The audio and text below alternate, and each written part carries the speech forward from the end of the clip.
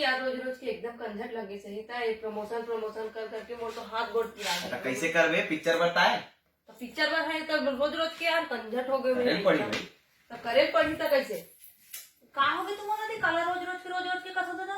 अरे रोज के प्रमोशन करे के चक्कर में यह परेशान हो गए। का प्रमोशन? अरे हमार फिल्म के जी लोरिक चंदा।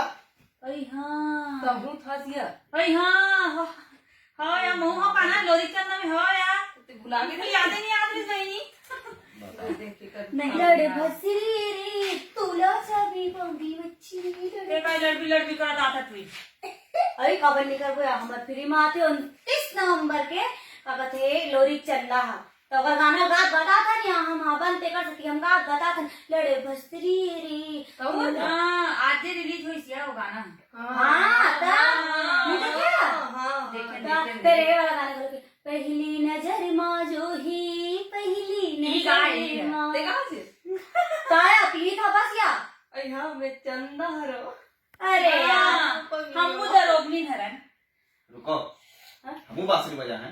अरे मैं तो लोरी का सही बात हां सही बात एक नंबर तो संगवारी हो हमर तीनों बहनी में दिब्बो फिल्म है लोरिक चंदा और 29 नवंबर के रिलीज हो गई है। तो आप सब जन अपन नजदीकी सिनेमा घर में जाके हमारे पिक्चर ला देखो और अपन माया और दुलार हमर मन ऊपर बनाए रखो और ये पिक्चर ला बहुत बहुत एकदम आशीर्वाद अपन देव का लोरिक चंदा।